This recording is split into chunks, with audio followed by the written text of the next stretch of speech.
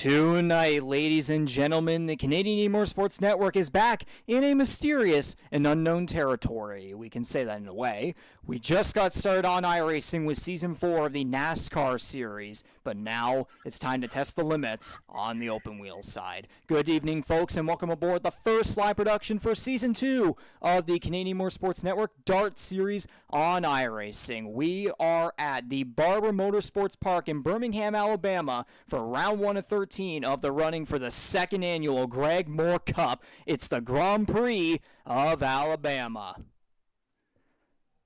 And now we'll get into the broadcast booth right here. Hello, everyone. Welcome back. Obviously, the same faces you saw back in NASCAR Season 4, if you did end up watching, of course. But, yes, hello, everybody. My name is Regan McCauley, the voice of the Canadian Motorsports Network, your main play-by-play and broadcaster guy from Charlottetown, Prince Edward Island. On the other side, he's been here since the very beginning. It's Jordy Carraher from Alberta, Canada, my color commentator. Jordy, we're coming off our first iRacing season in the network's history where we tested the limits and witnessed some of the best racing the network has seen in its running of close to 4 years. But that was on the NASCAR side. Now we're going to give a form of circuit that lacked on the NASCAR schedule a shot to blossom in the spotlight. And yeah, the network ran its first season of American open wheel racing in 2022 on the Project Cars 2 console game with a 10-race schedule across 10 different circuits, plus the inaugural Indianapolis 250 prior to the season. AJ Knickle dominated the season with 7 wins, becoming the first DART champion in the series' history. Now we head into 2023 with many interesting storylines. AJ Knickle is not part of the 10 drivers returning from last season, and with a 20-car field, that means we'll be witnessing 10 new faces in the series. Some have raced in the network before, but not on the open wheel side. Some have never raced in the network. With all that being said, plus the fact that we're now on iRacing and, having a bunch of different rules and strategies that have been implemented over the past couple of weeks for this second season of DART racing, this new season of American open wheel racing within the network could be one for the ages. And even more interesting as well, Jordy, this is my first time at the helm for an open wheel season, so I learned a lot from NASCAR. There's going to be a lot more to learn here with DART, and I believe it'll be the same back and forth because, again, this is the first time open wheel-wise on iRacing, so there's going to be a lot to learn. There's no doubt that hopefully the energy that we saw from the first season of NASCAR iRacing action will be able to continue onward into DART and just keep making things happen here at the Canadian Motorsports Network.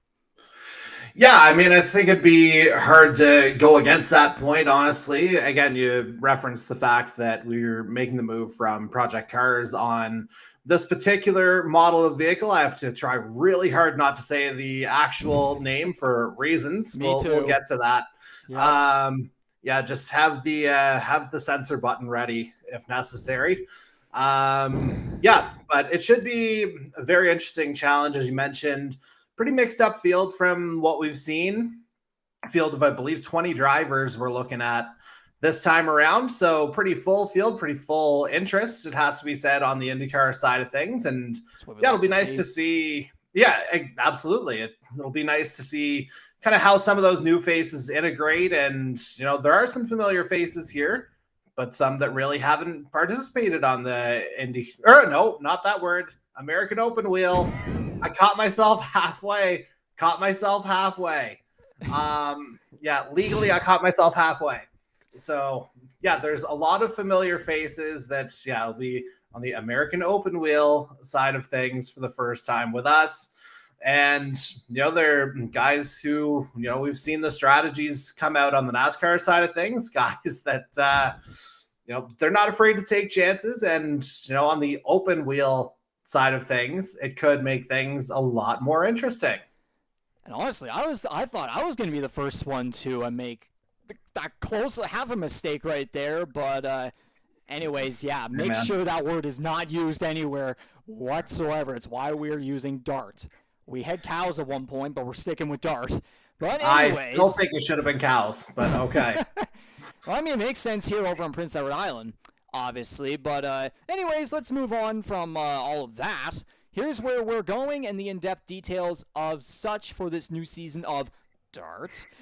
You're seeing just the first half of the schedule. You got to remember there are 13 races. There's not 6. We would not do that at all to our drivers. Anyways, so we're at the very beginning with the season opening Grand Prix of Alabama at Barber Motorsports Park. 45 laps around the 16-turn circuit, that features numerous swooping corners, multiple elevation changes, long straightaways, and beautiful greenery landscaping. This track has hosted real-life American open wheel racing since 2010 and is a tough one to conquer, especially with iRacing's Dallara IR01 car. Barber was not on the Season 1 schedule for DART, so this first race at the track should be quite a thriller. And you know what, Jordy? We didn't have this back in Season 4 of NASCAR. Perhaps a visual of what this track provides would be nice before we get into the racing later. We've got you all covered with a ride-along video. I still have to memorize the corners personally. I don't know what your situation is, but... I got a map. I'm good. Yeah, here you go. All right, so yeah, as you can see, we're on the start-finish straightaway, braking about 200 meters into turn 1 here, and as you can see, not a whole lot of time to get yourself acclimated as you get around 2. Kind of take a middle line, just kiss that curb up into 3. It's a quick climb into 4. Then you got a mini straight. Then you dip again here into 5. And a little bit of a longer left-hander.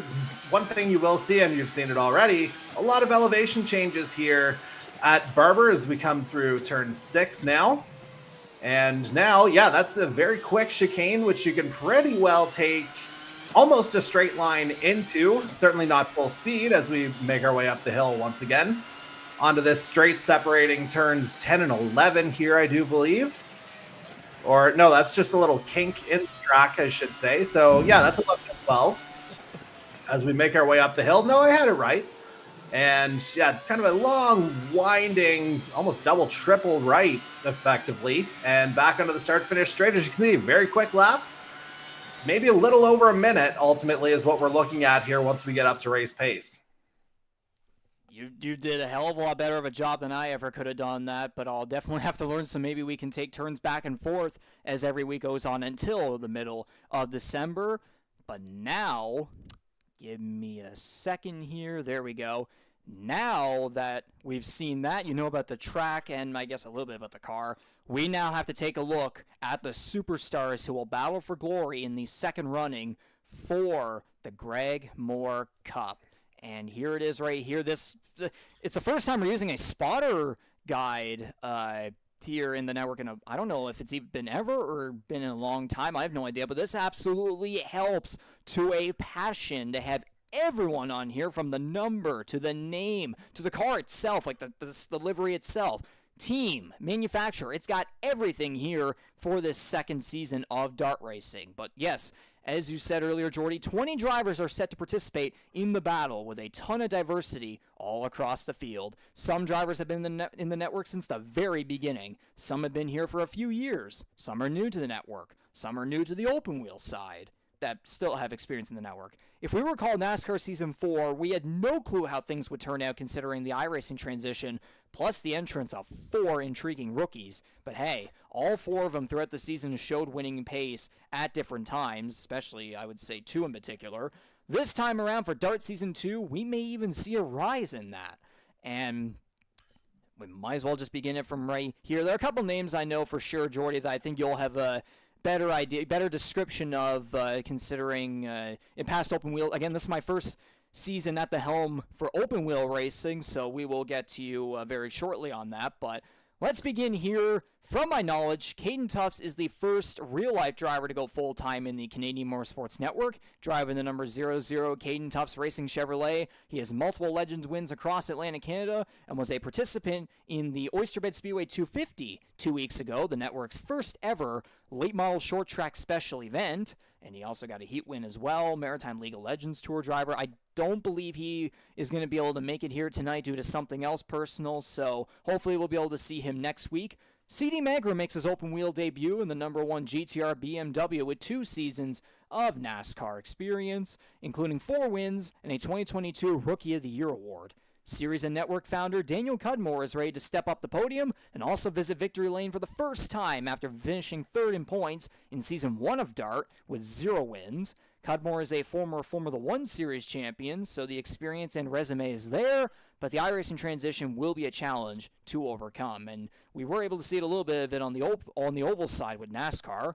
Dylan Baum is one of 2 NASCAR Season 4 rookies to join the DART Series for Season 2, and he'll have momentum coming off his first career NASCAR win at Homestead, Miami 3 weeks ago. And then there's the beloved Andy Hurdle, back at it, set to perhaps step on the podium or even visit victory lane again after finishing 5th in points last season with 1 win, or technically 2 if we want to count his inaugural Indianapolis 250 win. Add on a bunch of Formula One experience, and this guy is one to pay attention to. You know what, Jordy? I think you might be able to describe this guy fairly well. I'll give you a shot here. We have some time. I was going to say, where are we going? On to Andy or straight to Jose? Keep going with Andy. What do you got for All him? right. I'm sure you have plenty to say from your time as the main commentator. Yeah, so again, he's been basically since he joined us in Season 2 of NASCAR, he's been literally everywhere we've raced. So certainly not afraid to take part in our other series, whether it's, again, Season 2 of NASCAR where he started, the F1 side of things, our Project Cars 2 venture last year, which he was actually instrumental in making happen.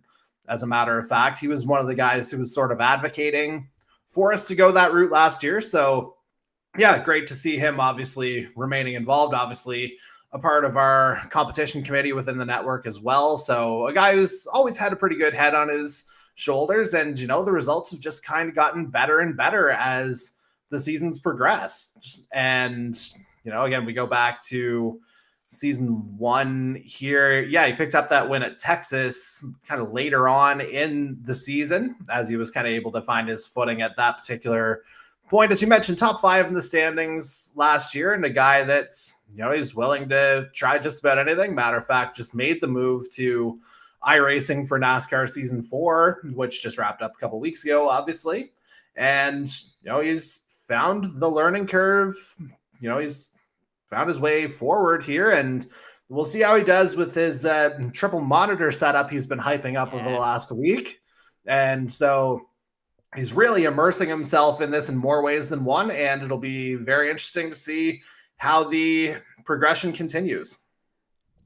Absolutely. Now we move on to I skipped a driver. Jose Mercado will be kind of making his open wheel debut in the network. Again, I say kind of because he does have an inaugural Indianapolis 250 start, so I guess we'll say full-time open wheel debut. He's coming off 4 seasons of NASCAR experience with an overall 6 wins, all on ovals. So the oval tracks could be where he shines the most this season, but perhaps he could surprise us when we go left and right.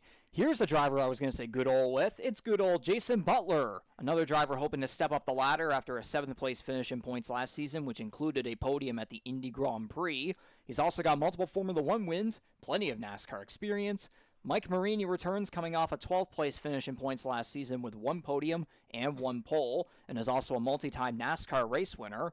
Kyle Knowles, the second of 2 NASCAR Season 4 rookies to join the DART Series. He failed to earn a win, but was competitive every week and will be a mystery coming into his first ever full-time season on the open wheel side.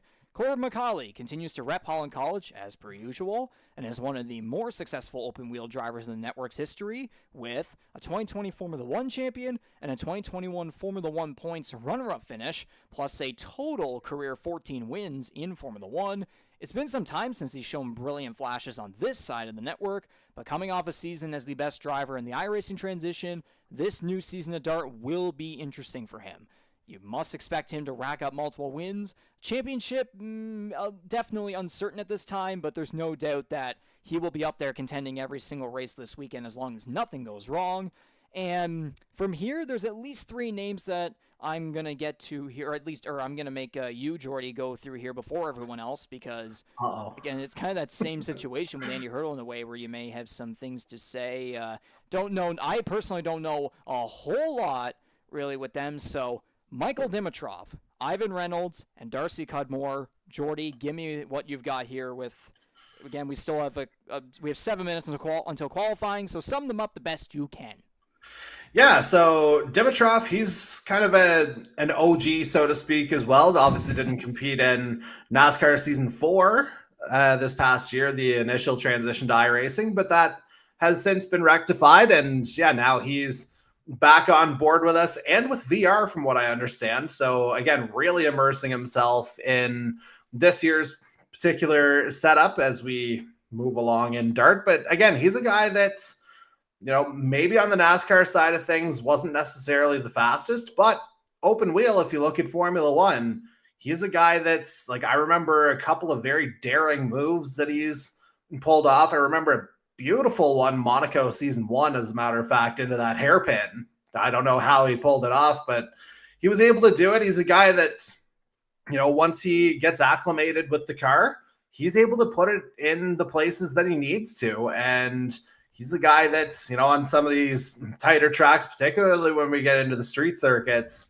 he's a guy who might find himself getting kind of comfortable here. Just, a guy who doesn't make a whole lot of mistakes. And that's important on a lot of these tracks that we're going to be coming up to here over the course of the year. I'm thinking ahead to, Long Beach might be a bit of a stretch, but I'm thinking Belle Isle maybe a little bit later this year could be a factor.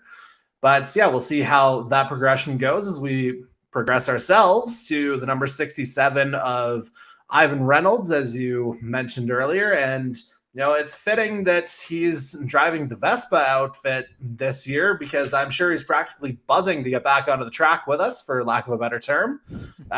He's a guy that's, has primarily been on the Formula One side with us, was part of season 1 of, on the project cars side of things. I nearly said the word again, but he was, but I didn't.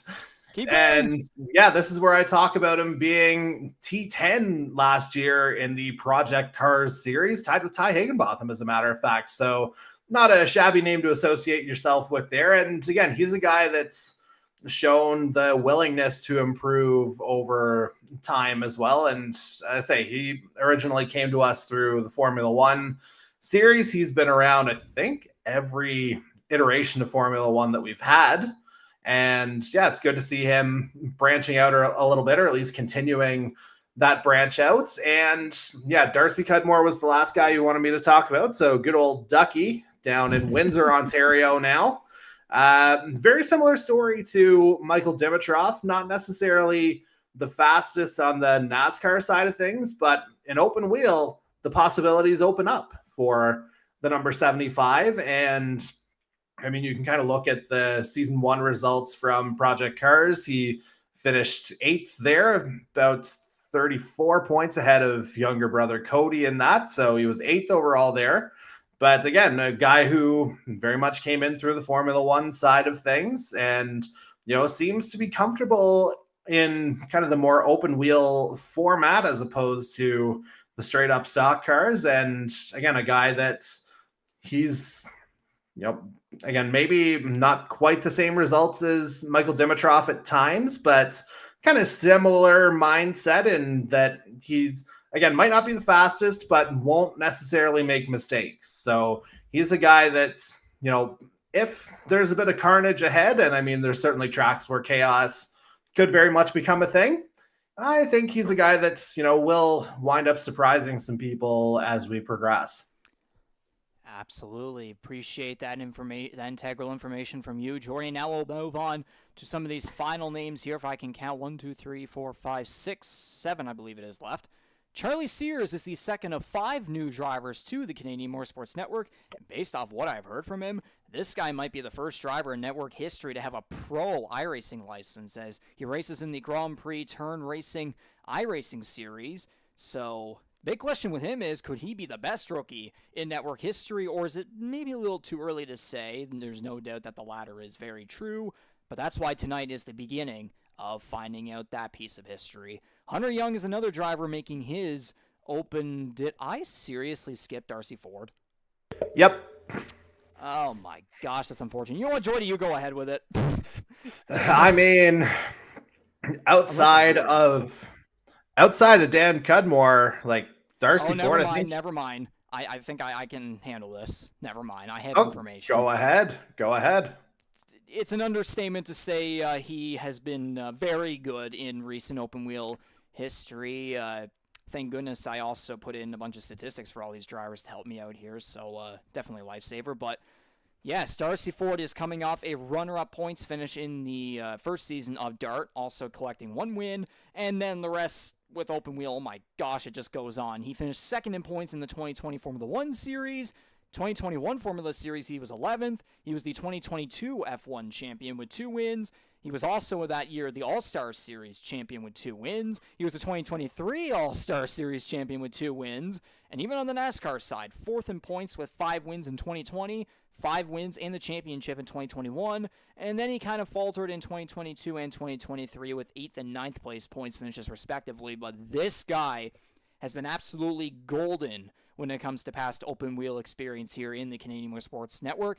The only mystery is, though, this is iRacing. This is not on consoles, so that is going to be the biggest mystery of all. We saw him struggle a little bit with the iRacing transition with NASCAR for Season 4 that we recently completed a few weeks ago, but there's no doubt that he will still be able to do what he can. He'll be able to learn a lot, and there's no doubt, I think maybe, I would say around the halfway point, maybe we'll start to see him turn heads, and he'll be up there competing for podiums, and I would even argue a win. We'll just have to wait and see how it all plays out for him. But now we'll get to Hunter Young, another driver making his full-time open-wheel debut after 3 seasons of NASCAR experience, which includes a first career victory this past Season 4 at Talladega.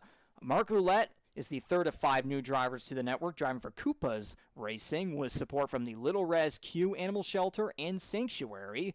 Ouellette is a full-time animal rescuer, specifically for reptiles, and he's currently in the process of building a sanctuary. He also does his own support for neurodiversity and autism, and as someone on the spectrum personally, I thank you for that, Mark. Patrick Hernandez and Jonathan Swainson join him as more rookies to the network and the DART Series. There's not a whole lot of knowledge that I really have on them, or neither do you, Jordy, have on them right now. But from what I have heard so far, Hernandez considers himself more of a NASCAR specialist based on prior sim racing experience, so maybe he could be someone that shines on the ovals. We'll have to see about that as he steps into this new challenge in his sim racing career. And then there's Swainson, who looked very promising in a recent test race at the Indy Road Course, so he could be someone to keep an eye on. And we'll give a shout out for him as well. He says his hobbies are sim racing, and I don't know if he means his fish or fishing. It's either one. And his parents, Jeff and Sherry, are watching, so hello to them. Watching this broadcast, we very much appreciate your support here, and we hope that Jonathan has a great Canadian Motorsports Network DART Series debut here tonight. And finally, we have 2022 NASCAR Series champion Ty Higginbottom continuing the Tornado Alley e-racing efforts, running a United States Air Force Toyota. He ran 7 races in Season 1 of DART, finished 11th in points, and he's also a former Formula 1 All-Star Series points runner-up with 3 wins earlier this year. And with all that being said, that's your field for Season 2 of the DART Series. 20 drivers that will be competing for glory and will look to plaster their name on the coveted Greg Moore Cup, the 2nd annual one. AJ Knickle did in Season 1. He's not here this time around, so we will no doubt be getting a new name on that cup. Jordy, overall thoughts? I mean, I love the depth and variety of field that we're going to see. We've touched on the experience and, some of the guys coming in for the first time. And obviously the fact that, we're racing for the Greg Moore Cup, or rather the guys are. Another shout out to Jonathan Swainson for, of course, emulating the iconic Greg Moore livery and fittingly the number 99.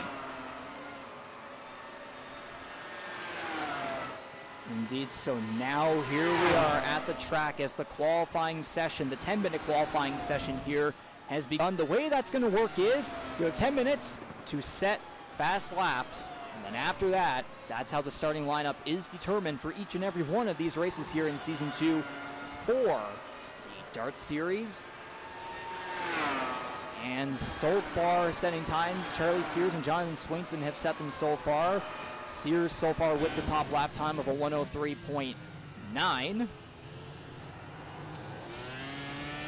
isn't it just nice, too, with this ticker that, of course, Corbin McCauley has put in an effort with apps every single week that we've been racing here in the Canadian Motorsports Network. It took him, 3 or 4 months or something to complete the whole thing, and he's been improving on it ever since, so we gladly appreciate him for this creation that has seriously stepped things up in terms of the broadcast experience for the viewers of the Canadian Motorsports Network. And I'm sure, Jordy, you have to agree with all that. Oh, man. How much time do you have? What do you mean? I mean, if we go back to the heat seasons where leaderboards were just a dream, as in, I mean, not in the ideal sense, more a dream in that they didn't exist for those out there who might be confused. But great to have as much information as we possibly can. I mean, that was definitely a game changer for Season 4 on the NASCAR side of things, and I'm looking forward to seeing its continued evolution on the DART side of things. And I gotta say, this Dallara IR01, beautiful model. Well, absolutely. I mean, quite literally, it's the one that we have to legally use. But I mean, I'm totally happy about that because I mean, in watching a couple of the videos that iRacing put out about it, certainly there was close consultation with Dallara and actually coming up with the design here as we get a good look coming through that chicane I was talking about that you pretty much, again, can take a straight line through. But it'll be interesting to see how it progresses as it looks like Swainson's coming back into pit lane here, currently 5th on the board. And now you see the different tire stripes. We'll get into that in a little bit, but we still got I believe it's 2 mandatory compounds, right? You do have to change on the pit stop? That is indeed correct. You must, actually might as well, I'll get into the rules right now that we have here for this season. I call them the remember rules for me personally with the broadcast. Just give me a second here so this all looks right. Let me just get on the car as a couple are exiting up the road here as we are halfway through qualifying. Charlie Sears currently with the fastest time so far at 102.287. The rules for this season are as close to real-life American open wheel racing as possible. Tonight's going to be 45 laps of course. It's right back to, you could argue, I guess with NASCAR specialists, you could argue it's right back to the good old days where it's just straight forward racing. No stages, no breaks, competition cautions, anything like that, and there's no playoffs either, so it's full season points. Again, whoever's the most consistent gets the job done, but I believe the car engine power is -5%. I know the schedule graphics said -7.5, but that's incorrect. I believe it's -5. Setups That's right. Yes. Setups are fixed. All starts are rolling starts. There are 0 fast repairs. Restarts are single file. And all tire compounds are allowed to be used in a road course race. I mean, with the ovals, quite frankly. I think it's only the hard tire compound anyways. I don't think multiple are even necessary on oval, or it's whatever with the rules there. But yes, all tire compounds during a road course race, street circuit race, are allowed. And drivers can start a race on either circuit on whatever compound that they want. They get a completely fresh set when the race gets underway, but drivers must use at least 2 compounds during one of these races. So soft and medium and hard, whatever route you want to go, you have to have strategies of 2 compounds, which will no doubt make the races here in Season 2 of the DART Series. It makes the term interesting is practically an understatement. Yeah, absolutely it is. And I think from what I've kind of heard from some of the chatter, it feels like the way Barber's just going to eat rubber up, it feels like medium and hard might be the way to go here just in terms of pure longevity. I mean, you see how short the lap is, 2.3 miles. They're navigating in about 1 minute and 2 right now. A couple seconds slower race pace for sure. But, I mean, that's just constant punishment, basically, as we see Corbin McCauley just nailing that chicane that I was talking about earlier as he makes another climb here on the straight separating turns 10 and 11. And, the little kink 11 into 12. And, this place is pretty much a roller coaster, so car control is going to be it's going to be paramount here, so to speak, as McCauley comes through to finish another lap. He's currently 3rd. We'll see if he jumps up the board here. And no, not able to improve. So McCauley currently sitting in the 3rd spot with the best time of a the best time of a 102.560. Charlie Sears currently has the best lap time by about 4 tenths. Macaulay at 5. Steven Amberman at 9. Darcy Ford is 1.1 seconds behind. So we kind of saw that pattern back in NASCAR Season 4 where Macaulay seemed to just be at the top the whole time around. But with this, there's going to be a challenge here, especially considering we have Charlie Sears of all drivers who, quite frankly, again, as I said earlier, has a pro road license. He participates in a top iRacing road series, so I mean, maybe this guy will become the new dominator in the Canadian Motorsports network. I mean, hey, this is what we love to see. We love to see drivers with all kinds of diversity and such. And we haven't ever seen a driver with a pro license, so this is absolutely very good exposure that we're getting here from Sears. Yeah, it's a game changer, and yeah, the last name might be Sears, but I mean, he's looking like $1 million product right now. Yep, that's a way to put it. It didn't take long, did it? Nope. Yeah, I mean, considering this is the car we pretty much have to use because of all the rules and everything that there are with contracts and such. My God, the onboard camera in these cars, holy moly, I have to praise these drivers. These things are wicked fast. And if there's any mistake any driver makes, it'll be absolutely detrimental. And honestly, every incident that we see is probably going to be absolutely nuts. Yeah, well, I was going to say, like, you literally just said mental, as I think Sears is about to go for a practice. Oh, no, qualifying just ended. So, yeah, qualifying just ended, and I would imagine that time thing or whatever it is just kind of just to, give drivers a break or whatever it may be. Or I don't know if it's that or actually is the ending of the session, either one. But by the looks of it, Macaulay did jump up to second, but it was not enough. So it looks like Charlie Sears is going to be the first pole sitter of Season 2 in the DART Series with a best lap time of a 102.041. Corbin Macaulay jumps up to second, but it only, again, the difference we see between Macaulay and Hurdle is 0.410 and 0.440, so pretty close between Macaulay and Hurdle. And I personally was wondering if what Andy Hurdle's performance was going to be like to start off here, knowing, again, the iRacing transition, all that, which whenever we witnessed him back in NASCAR Season 4 was kind of a little bit up and down, but we did see him have flashes of brilliance, and there's no doubt here on the open wheel side with his prior experience here in the Canadian Motorsports Network, this will be a perfect time to shine for someone like Andy Hurdle.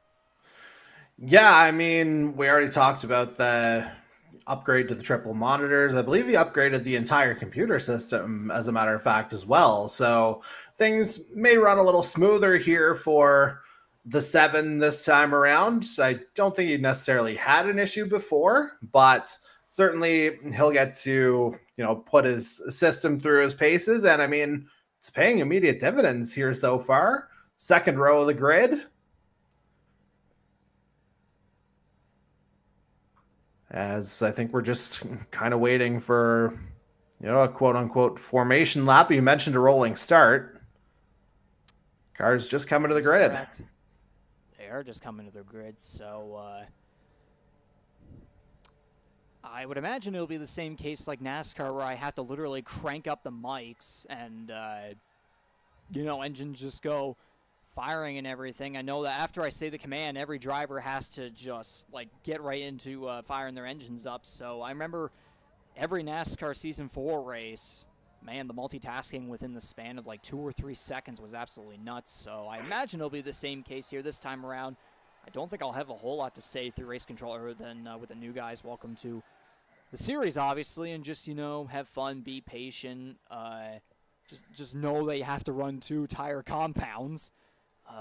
But Jordy, do you really have much expectations, or is it more so a mindset of it's race 1, let's just see what the heck happens? I think it's partially that, but yeah, I think the biggest thing I'm excited about, and I've already alluded to it here a couple of times, is just seeing how everybody integrates here, because it seems like, we've got an eager field, shall we say, and I know you keep making the joke that, yeah, race can be lost in turn one. This is an absolutely terrifying turn one, it has to be said, because of the elevation change. So we'll have to see if there's anyone who gets maybe a little bit adventurous, or shall we say overzealous, going into turn one.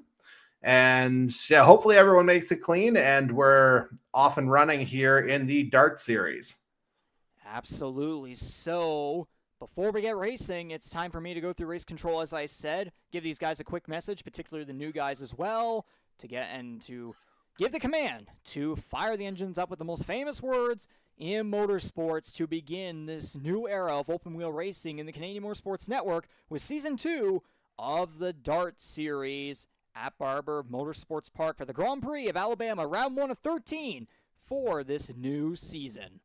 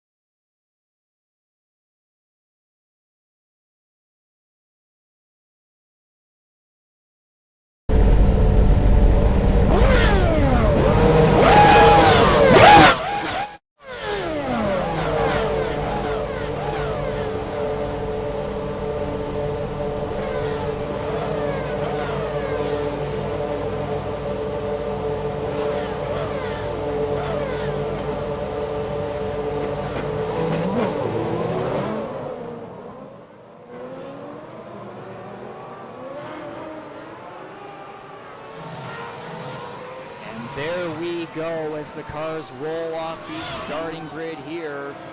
We're going to get the blimp angle right here and get through the starting lineup for this first race of 13 here in Season 2 of DART. We begin with the starting grid, or starting up front, the front row. The number 32 of Charlie Steers will start up front with the number 17 of Corbin McCauley to his outside in the second position.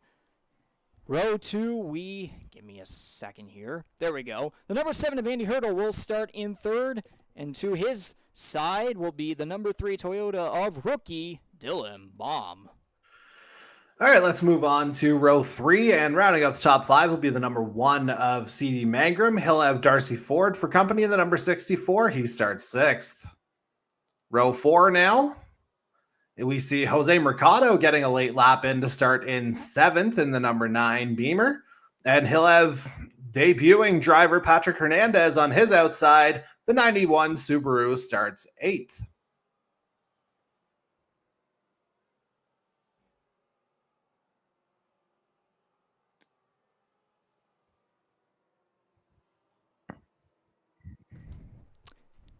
Moving on now to round out the top 10, we have the number 12 of Mike Marini and the number 99 of rookie Jonathan Swainson. And just outside the top 10, we have the number 2 Ford of Daniel Cudmore, network and series founder. And then again, we have another rookie. It's the number 15 Toyota of Kyle Knoll. On row 7 now and drawing lucky 13 is the number 10 of Jason Butler, driving a Rolls Royce, it would appear. And he'll have Ty Higginbotham on his outside. The number 97 Toyota qualifies 14th for this one. Moving on to row number 8, we've got a couple of guys I was talking about in the pre-race. Michael Dimitrov, he'll start in 15th in the number 19 Ford. A couple of Winston Racing Group drivers here, actually. Dimitrov 15th, Darcy Cudmore on the outside, starting in 16th in the number 75. And now to round it all out, we have the number 77 Chevrolet of Hunter Young and the number 67 Vespa. I think that's what it is. Yeah, of Ivan Reynolds. And then to round it all out, the number 80 of Mark Roulette will start in the 19th position. I only really refer to numbers, manufacturers, and names right there, but I was just going through something technical right there. And also as well, this is the first starting grid that we're doing this season, so there's a lot of things, a lot of multitasking going on here, but yeah, that is your starting grid right there. Thankfully, we're getting 2 pace laps to do this because we went well over 1 pace lap to get that entire starting grid. Of course. Yeah, it was a little tight, a little bit faster, and we could have gotten away with 1. But yeah, 2 was very helpful.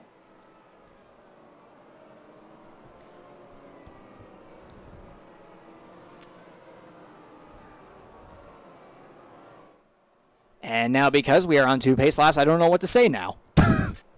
Well, I think we kind of alluded to it in the pre-race during qualifying, the different tire strategy considerations and the idea that, Barber's potentially a track where rubber's just going to get eaten alive here. So I think maybe a look at track temperature might not be a bad idea. You know what? I actually had that in mind. I had weather info right in my mind there, so that was perfect, but partly cloudy. Oh my God. 49 degrees Celsius. Yeah, that is, for our American viewers out there, that translates to, I believe, 118.2. No, wait. 120.2. Even worse. Slick racetrack. Absolutely perfect for this first race of Dart Season 2. How about that? Well, I mean, Barber's a fitting name. I think we're going to see some hair-raising action here. Absolutely. Jordy, as we are going to come around here. Where the heck are they? Well, that was turns... this is the second straightaway they're coming up here onto now. So this is turn 10. Yeah.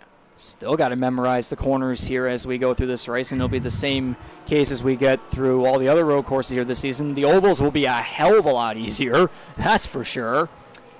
But, Jordy, welcome back to open wheel racing. Hey, I'm looking forward to this, man. This is a big jump for us as the pace car appears, and we'll see how old Chuck Nasty handles the grid here. Off the final corner, here we go. The Grand Prix of Alabama is underway. Round 1 of 13 for Season 2 of the Canadian Motorsports Network DART Series. Charlie Sears makes it. Wow, whoa, Sears goes around. Never mind. I completely had my vision wrong on that one. An early spin by the 32 as there was contact from behind. Yeah, it looks like it was Dylan Baum. He's moved up into second as a result. Sears down into 18th. This is going to be a full test of that pro card here. Well, he's made up one spot. Oh, we got a couple cars going around back here, or at least dropping a ton of positions. So a lot of maneuvering back and forth here on this first lap of the Grand Prix of Alabama, and because of what happened there with Sears, that gives Corbin McCauley the perfect opportunity here to shine up front, although he does have the number 3 of Dylan Baum very close behind him, 5/10 back, half a second behind. Looking to make something happen as Jose Mercado, I believe, just jumped Ivan Reynolds. There's a lot of movement going on back here as well. Mark Roulette trying to make something happen, but he drops back to the 15th position. Charlie Sears, oh boy, Sears and Jonathan Swainson both on pit road. Man, oh man, that is an absolute nightmare scenario for those two. I think in the case of Sears, because we didn't really see a whole lot of what went on with Swainson, we definitely saw it off the start though on lap 1. I think it might have been just a bit of late braking from Dylan Baum coming down that hill. I mentioned kind of the braking point to take was kind of that 200-meter board, or the 2 that you'd see, and yeah, there's the move. Sears tried to get on the accelerator, but Baum was there first. So here it is from up high. Okay, I think it might have been Hurdle into Baum into Sears by the looks of it, and then a bunch of stuff started happening right here as, yeah, one car goes around back there. I can't tell who it is. Another one as well. Ooh. There's a bunch of cars that another one in on the infield. Bunch of cars that went through trouble these first couple of corners. Yeah, someone having smoke up there as well. I cannot tell for sure who that was. These cars are not absolutely perfect at all to recognize, but anyways, other than that, looks like McCauley and Baum. Oh my gosh, the 17 gets loose. The 3 going to try to dive it down low. He's going to stay back. We're getting an early battle here. It's a veteran versus a rookie going at here, at least open wheel wise. We're going to count more than just the first season of Dart, of course, but man. Yeah, and I mean, you look at the separation these two have already pulled from the rest of the field. 5 seconds adrift is Andy Hurdle in third already.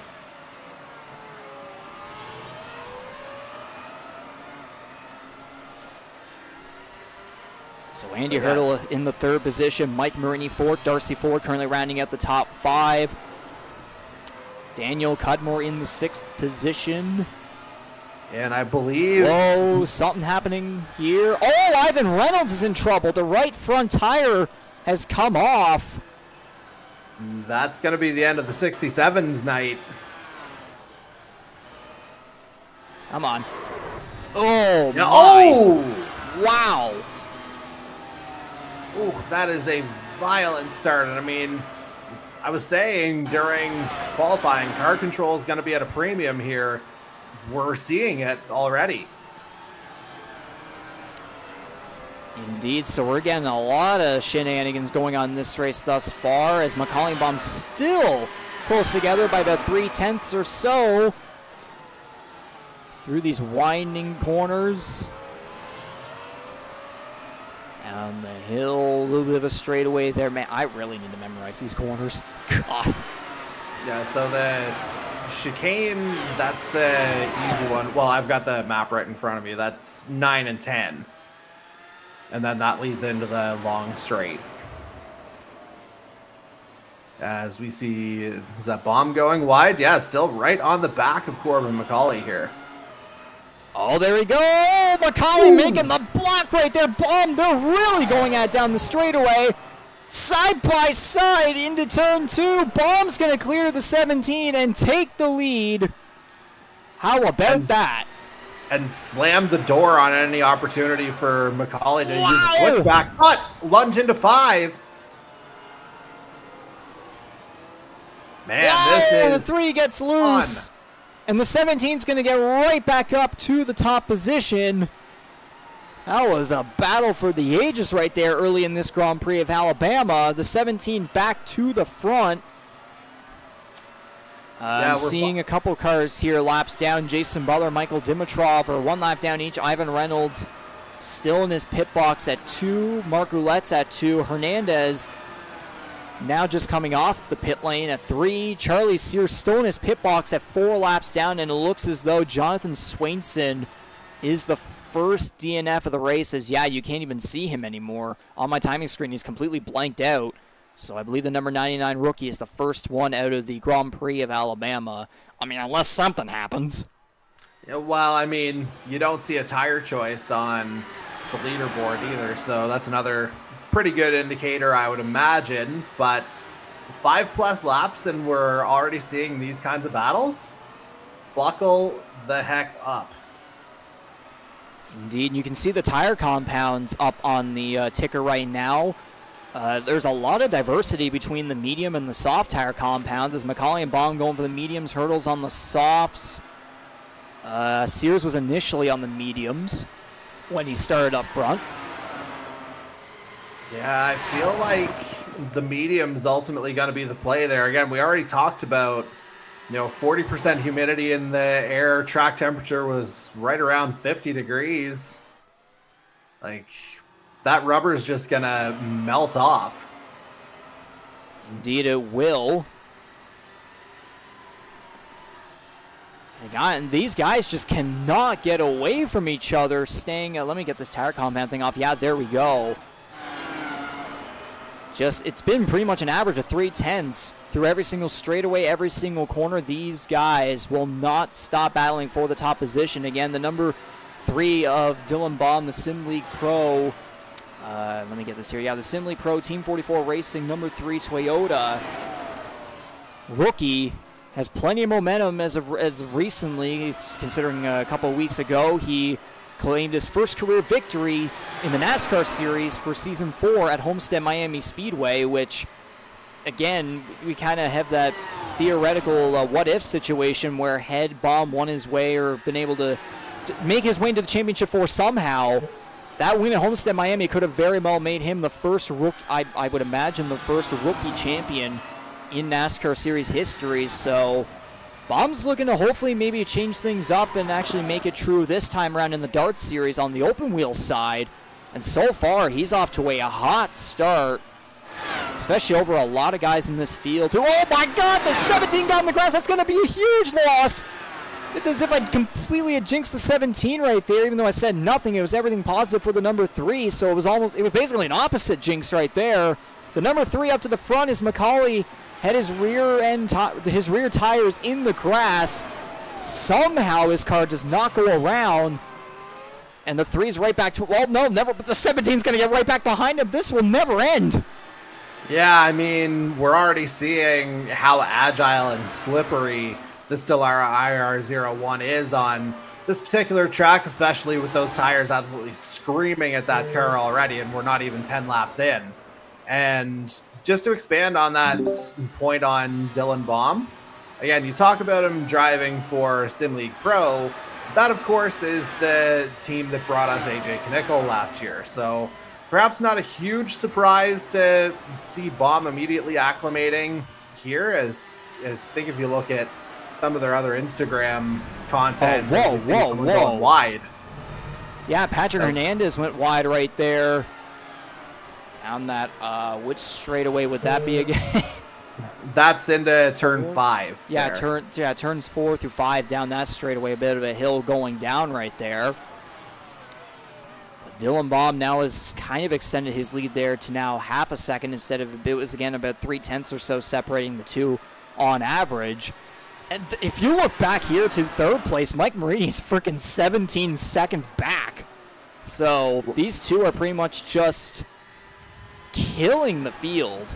They are the absolute kings here so far at Barber Motorsports Park. But again, this is still pretty early. We still have to go through pit stops and see these drivers have to do their, come up with their mandatory 2-tire compound strategies, which that's what we mentioned in the pre-race show. So again, if we go back to showing the tire compounds with everyone, guys like Baum, McCauley, and Marini, they started on the mediums. They're going to have to go to the softs or the hards for the second half, whatever. Yeah, and I think what you'll be doing is, we'll be watching those soft tire runners closely to see what kind of life they can get out of them, and I think that'll ultimately dictate whether or not the medium runners are going to opt for the hard or take a chance on that red stripe. We also got the car makes up there to see the diversity that we have here throughout the field. We got a Toyota, a Honda, and a Audi. Audi, yes, Audi. How the heck did I manage to come up with that? An Audi in the third position, Rolls-Royce in fourth, a BMW in the top, at the bottom of the top 5. So different manufacturers or car makes, whatever, throughout the top 5. And then again, another Rolls-Royce, BMW, fourth, and then 2 Toyotas at the bottom, and Kyle Knoll and Ty Higginbottom. Wow, that was close right there with Kyle Knoll trying to get past the lap car of, let's see who it is, Michael Dimitrov in the number 19 Winston Racing Group Ford. Yeah, just a bit of an uncomfortable line there, as I think Darcy Cudmore is part of that lap traffic there as well, potentially. Got a couple cars here coming down the pit lane. Sears. Oh, good to see you made it back out, first off. I think you might have been completely wrong on that, because now he has disappeared off the timing screen, or at least been blanked out.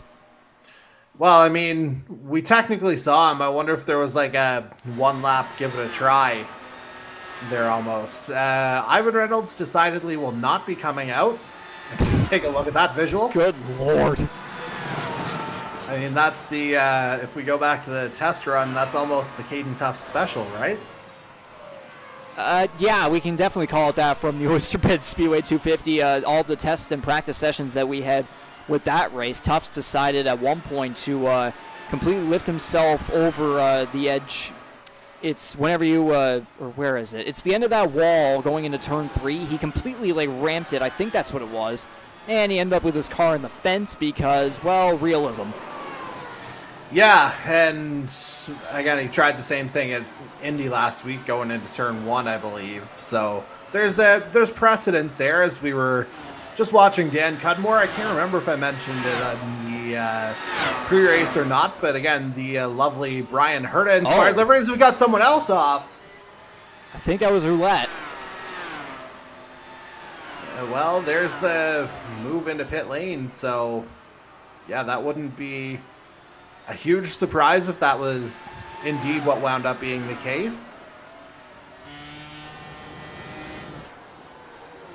So as we look through the rest of the field here, we have Darcy Ford and C.D. Magram going at it for the 4th position. Oh! Whoa. Someone else. Jason Butler. Jason Butler, yeah. At the right front, I'm going to definitely have to... Oh, no. Come on, don't do this to me. There we go. You can just take Ivan Reynolds and get back out there. Reynolds lost the other side. So we'll see what happens. Oh, what? Ooh. Looks like that was Darcy Cudmore who might have gotten spun around first, and yeah, Butler was just collected. So the 75 had trouble. Yeah, left side tires in the grass, and then he tries to, kind of got stuck there, and then, oh, man. Oh. Yeah, that hurts. Begs the question here, though. Oh, we've seen a lot of stuff happen. One thing we haven't seen is yellow flag. No, we had not seen a single yellow flag just yet. I think one person was saying earlier that they think the race could very well go green the whole way, and that pretty much will be the goal. But if we want to go back to the leaders very quickly, the number 3 of Dylan Baum is now well over 2 seconds ahead of the 17, so the rookie is really shining here thus far.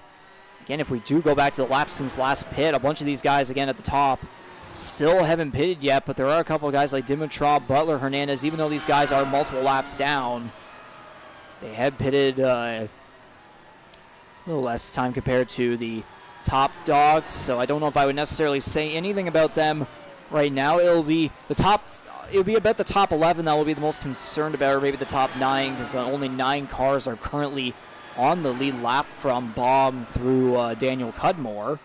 And then Ty Higginbottom is currently the first car 1 lap down. Yeah, and the fact that we're talking about this a third of the way through the race, is it's kind of wild, and it speaks to the pace out front.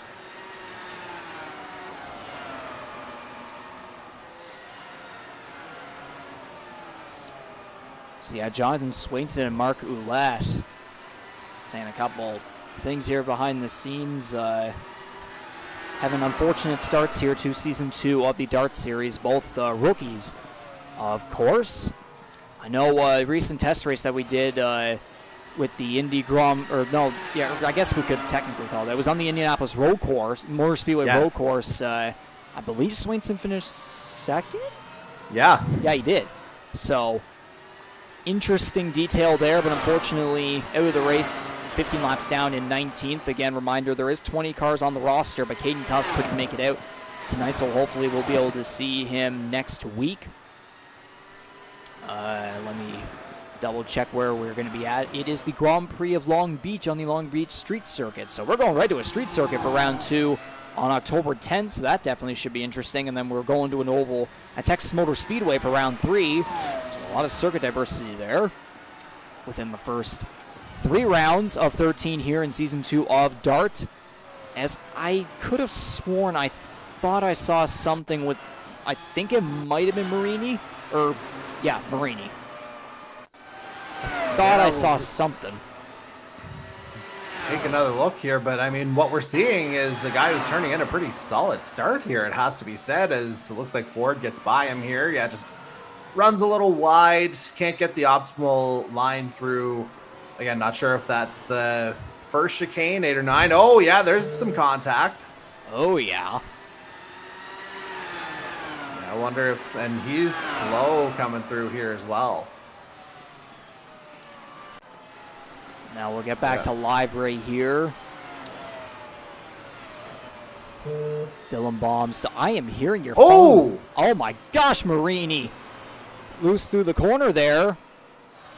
Yeah, I think I'm going to have to shut off the old vibrator mode here. I had to put in that word. That could have been really bad. Silent mode incoming. At least your ringer doesn't say a certain word in particular that we can't say. I mean, I already almost said it, so. Yeah, almost. It could have been 2 times there even. I think Andy Hurdle and Andy Hurdle and Mike Marini had something going there, I believe. That was Marini dropping back to 6th. Andy Hurdle moving up into the top 5. Only 7 cars now remain on the lead lap as someone ahead of Hurdle has trouble. I believe, I can't tell who it is. That was a BMW. I think it's Jose Mercado, maybe? Not Mercado. No, Mangram's a Beamer as well, so. Kyle Knoll, I think, just had something. The number 15 of Kyle Knoll, the Storm Surge eSports Toyota rookie, just may have had something happen there. Yeah, this is almost like, it's almost survival as much as anything else in this first round. And yeah, there's Knoll going for a spin, a little tap against the rail. And thankfully not in front of anyone, although one car did really have to zip by him right there. Yeah, Dan Cudmore just barely avoided it in that beautiful Brian Hurta inspired. I just heard Macaulay apparently went for a spin. Just give me a second. There we go. Now we're going to have to look back and see what just happened. I thought I saw maybe a little bit of a jerking motion there in terms of spinning. That's the fastest I've ever seen him. There we go. Oh, yeah, there it is. There we go. Yeah, down into 5, and yeah. Oof. Oh, yeah, no, that happened right behind Noel. We didn't catch that. Oh, jeez. Oh, yeah, that's interesting. Well, it seems like that section of track has caught a number of drivers out. Here he goes again. This one's live. And I swear I shut off that phone vibrating. So let me try that again. So the 17 live this time spun around as soon as we came back live, he went around again. And now that puts him 10 seconds behind the number 3 of Dylan Baum, who is just straight up. There's some like statement I'm trying to think of. Like he's the class of the field.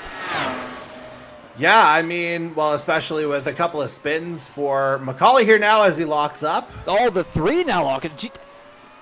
How slick is the track now? Oh, it's only it's 1 degree less. That's nothing. My God. Or 1.8 for our American friends.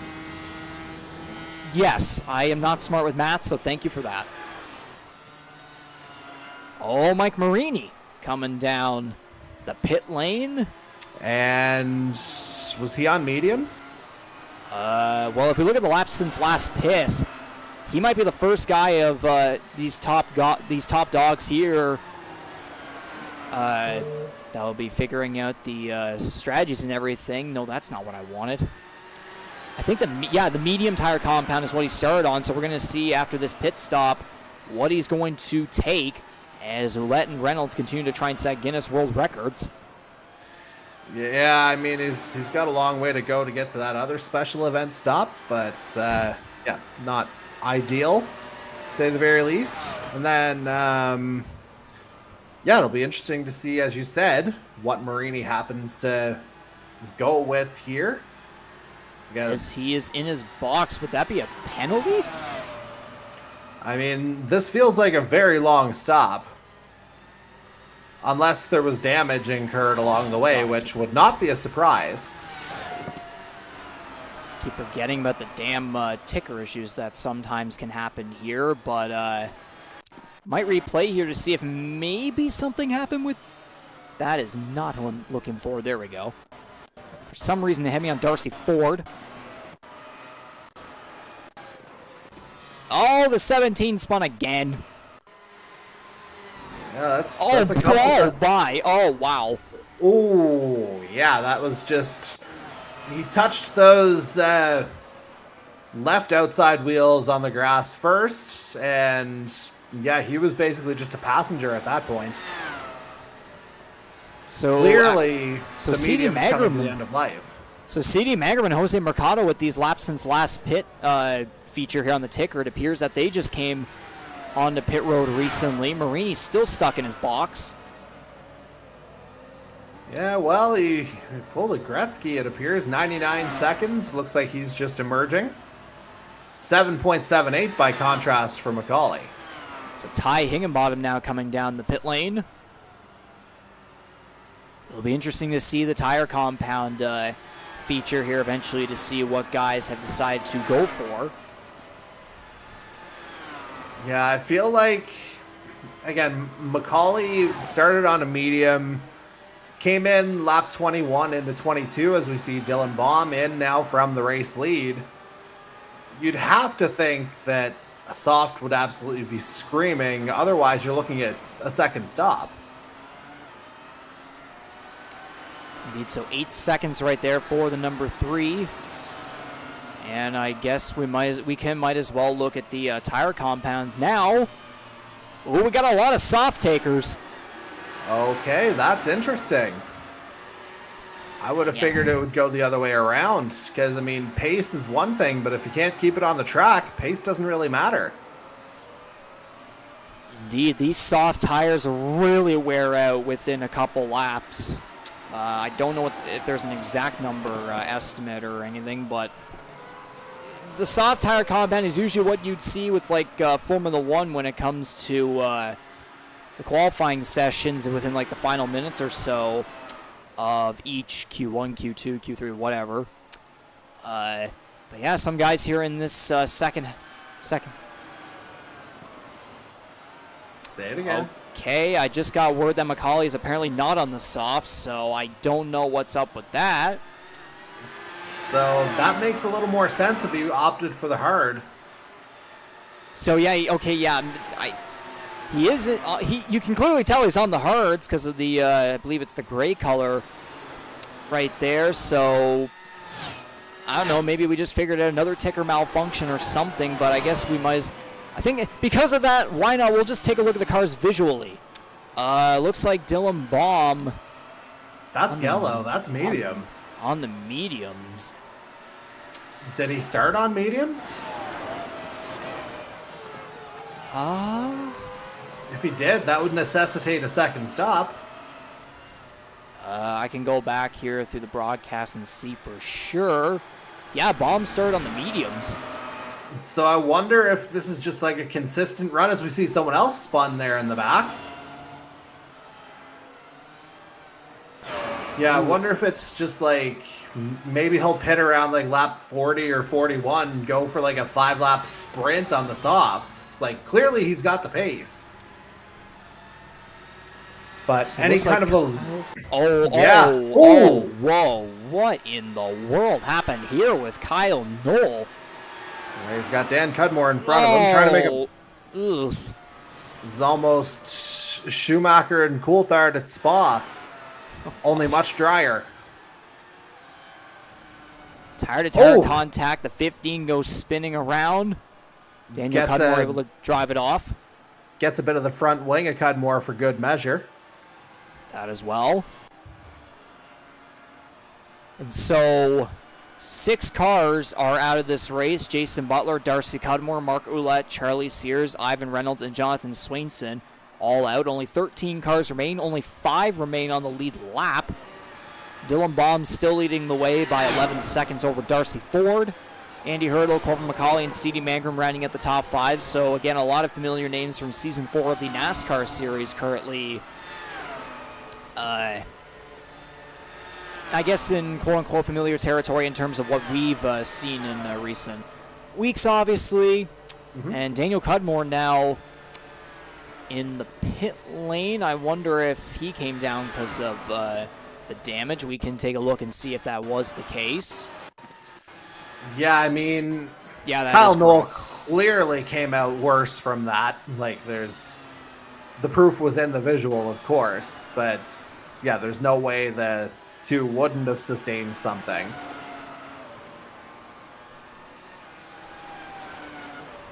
So yeah, maybe we did find a tire compound feature malfunction there because it has a bunch of guys. It says a bunch of guys are on the softs, even though we can clearly tell, especially with the number 17, that the number 17's on the hards. I'm going to see with that other guys here where they're at. Darcy Ford is on the hards. Andy Hurdle, I believe, looks to be on the hards as well. McCauley there. Mangrum, by the looks of it, is also on the hards. Yeah, I mean, a lot of cars on the hards. Yeah, like, it didn't feel logical to go medium then soft if you're coming in before the halfway point of the race to make your stop, because, like, those softs, we've talked about how this track is just going to eat those tires alive. Like, Caillou's going to be envious of how bald those things are at the end. I mean, quite frankly, we have Jordan Clarkson. Oh, we got a bit of a drifter there in the back. I think that was Marini. Come on, give me the car that it is. Who are you? Who the heck was it? I thought it was Mike Marini.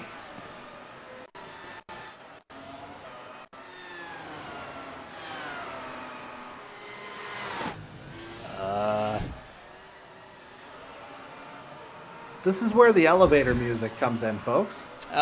Yes, indeed, but what I was going to say was Jordan Clark was saying there's so much spinning that I'm beginning to believe that the track is covered in oil. Honestly, I agree.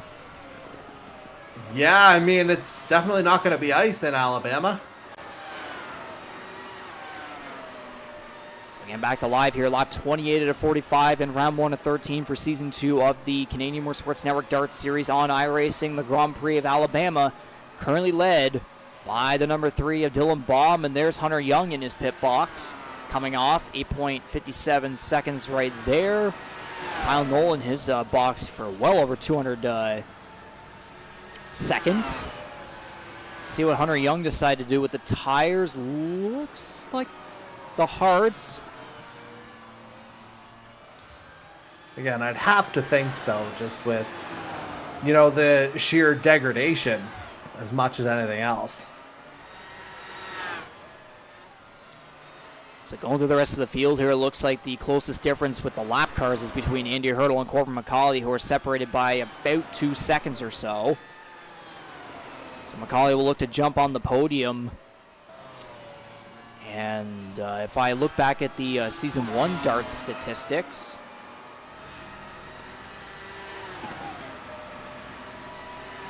yeah, that was a bit of a misnomer, that Season 1, or a bit of an outlier, I guess is the better term, because I know Project Cars was not Corbin McCauley's friend.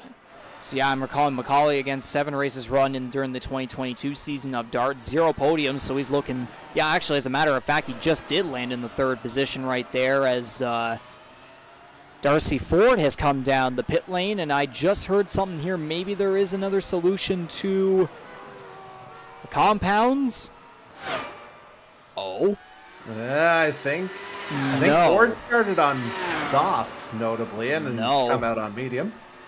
So no, the driver info tab doesn't even seem to have it right, as again it says there's the soft tire compound, but very clearly we can see the gray hards on the number 17, and I'd imagine it'd be the case with everyone else that are on the hard tires. As now Andy Hurdle has come down the pit lane, eventually coming to 15 laps to go in the Grand Prix of Alabama, and you are getting a very up-close view of a pole.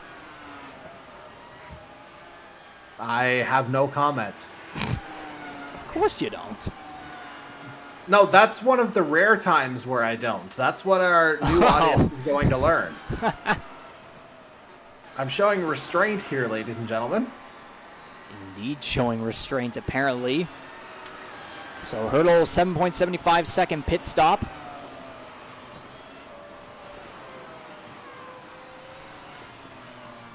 Whereas I am hearing a laugh from someone, so I don't know if something may have just happened there or the 17 just laughs at everything. But he is now up to the 2nd position, 21 seconds behind the 3 of Dylan Baum. These two have been dominant up front when we don't talk about the pit window, the pit stops and everything. Yeah, and again, I think the fact that Baum's gone medium, I think he's going for like a 5-lap soft sprint at the end. It has to be. And that would be very, very interesting. That would be a very interesting storyline to keep an eye on when we approach the ending of this Grand Prix of Alabama.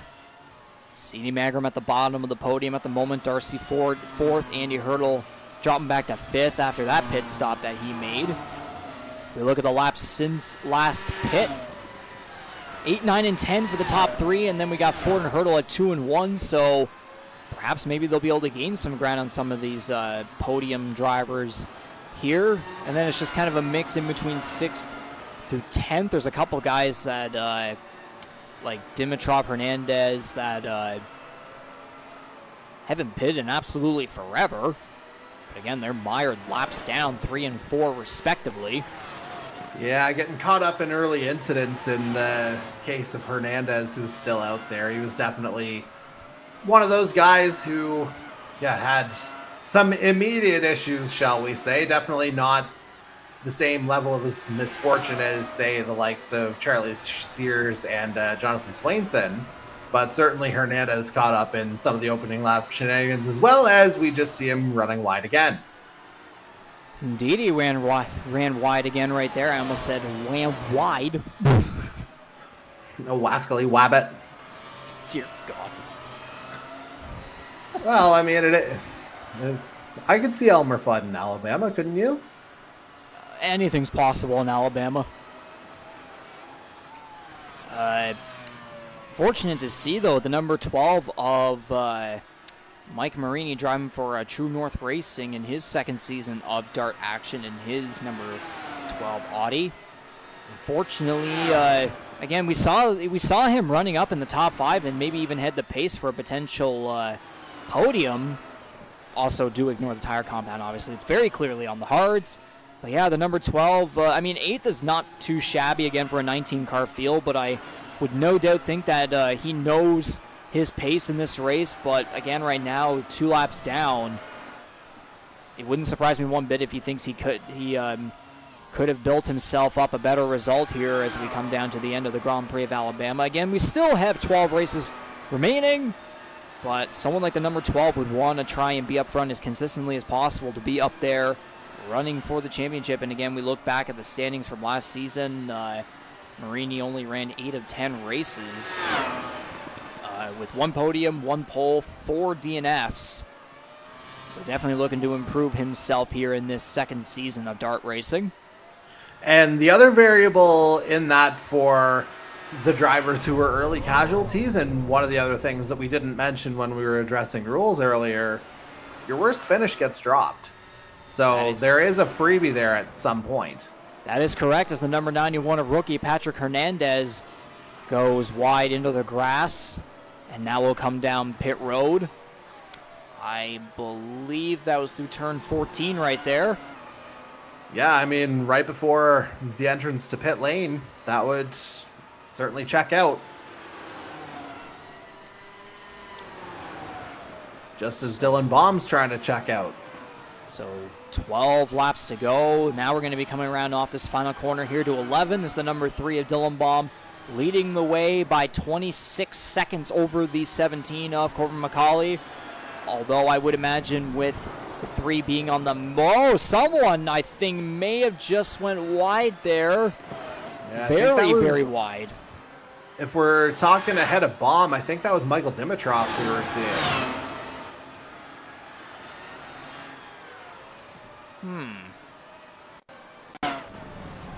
Yep, that was him. Going for a little bit of a slide in the sand, but you can even tell by the tires.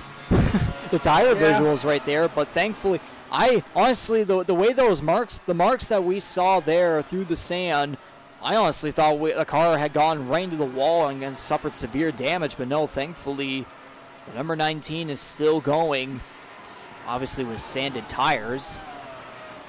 Yeah, I mean... Did he just come back from woodshop class? I was going to say the markings certainly somewhat reminiscent of the infamous F1 groove tire era, which was very forgettable. But yeah, ultimately Dimitrov able to make it work, make the escape, and yeah, get back on the circuit. So 10 laps to go now in the Grand Prix of Alabama at Barber Motorsports Park. Round 1 of 13, Season 2 of the Canadian Motorsports Network DART Series on iRacing. The number 3 of Dylan Baum, still the class of the field thus far. But again, with that rule where you must use 2 tire compounds during a race, he's on the mediums right now. It wouldn't be surprising if at some point he comes down pit road and goes for either the softs or the hards. I would imagine the softs, maybe if it's like 5 laps to go or something, but I think right now he's trying to make his way, he's trying to put himself as furthest as possible from the 17 so that he still has somewhat of an advantage when he does make this eventual pit stop. And I mean, AJ Knickle, if I recall, did deploy this strategy once or twice in Season 1. So maybe not entirely unprecedented, but, you know, I think there is a bit of a gap building up here. And, you know, once that red stripe goes on, as we presume it will, you know, that'll be, you know, just Baum finding yet another rocket ship for those last few laps, however long he opts to go. He pitted at lap 20, I believe, on that first set of mediums. It says 14 laps since the last pit here on the ticker. Okay, so 22 then. Thank you for that math. If you look at the race summary so far, 0 cautions, only 1 lead change. A number of different leaders at 3. Lead changes are, I assume lead changes means like lap-wise, because the number 3 and the 17 certainly, I think, have more than 1 lead change, quote-unquote. Not to mention the fact that neither of them started on pole position, so by default, there would have to be some changes there. iRacing, get your math together. I mean, yeah, pole sitter Charlie Sears looking to make a name for himself. Again, as the first driver in Canadian Motorsports Network history to have a pro license somewhere on the iRacing service. Unfortunately, crashes out on lap 9 due to contact from behind. That put him out of the race. Again, it says minus 35 laps down. I mean, 8 laps to go in this race, Jordy. We're still waiting for that number 3 to come down pit road whenever it may be. And I was saying earlier, he was going to try and put himself furthest away from Macaulay as possible. And it just kind of seems to be shifting back and forth, whether it's 25 seconds, 26, I think it might have been 27 at one point. So we're really not going to know until he actually makes his pit stop, as now he's going to approach at 7 laps to go in this race. Another part of me also has fingers crossed that he actually remembers that you have to use 2 tire compounds in a race. So that's also fair. Yeah. And the other variable in all this, like, again, the tire difference right now, eventually the hard is going to start becoming the better tire as opposed to the medium, because I believe Baum and Macaulay actually came in around similar times, maybe a lap difference between the two. But yeah, eventually that medium's just going to get eaten up, and you'd have to think, unless Baum's able to deploy something here, you'd have to think that gap is going to start getting eaten up a little bit, which would be kind of your telltale sign to watch for the 3 coming in. Because, oh man, I thought there might have been a little bit of a drift there coming through that final corner, but down the main straight again, and it's going to be 6 laps to go at the line. Still no sign of the number 3 coming down pit road just yet. Again, I did mention I'm hoping that he knows that he has to use 2 tire compounds in this race. So hopefully he comes down at some point. Trying to see if there are any other battles that may be going on out here throughout the field. Okay, so Darcy Ford and Andy Hurdle are close together, about under 2 seconds in between each other, as the number 7 of Hurdle looks to catch up to the 64 of Ford for the 4th position, with 6 laps to go in the Grand Prix of Alabama. And only 5 cars still remaining here on the lead lap. Yeah, and while we're talking about that, like we've talked about, you know, 1st and 2nd, 4th and 5th. How about a very quiet 3rd from CD Mangrum so far, it has to be said. Like, just kind of running his own race right now. He's got a comfortable gap between himself and Darcy Ford in 3rd. Or Darcy Ford in 4th, Mangrum, of course, being 3rd. And, you know, it's just kind of not silent assassin per se, but, you know, a guy who just seems comfortable out there. I mean, this is, you know, he hasn't challenged for the lead or anything like that, but again, it's a comfortable drive, bank some good points to start, and yeah, just get the momentum rolling. Indeed, he had a fast car in the recent test race we had on the Indianapolis Motor Speedway road course. The number 1 GTR Motorsports rookie sponsoring Nordic Aluminum and A1 Grassroots Lawn Maintenance and Landscaping, driving the BMW. And yes, a very, very quiet performance here at the bottom of the podium. Again, I still want to keep an eye on that number 3, who again, now at 4 laps to go, still has yet to come to pit road. 25.5 seconds ahead of the 17. Yeah, so that's... Is he going to go Huh? I was going to say, it's kind of holding steady right now, maybe coming down a hair. But the other thing that's, assuming Baum does remember to come in, the other thing he kind of has to balance is whenever he rejoins, like, you'd have to think he comes out behind Macaulay. You have to think he has to give himself enough laps to be there at the end. So you got to think it's next lap at the absolute latest.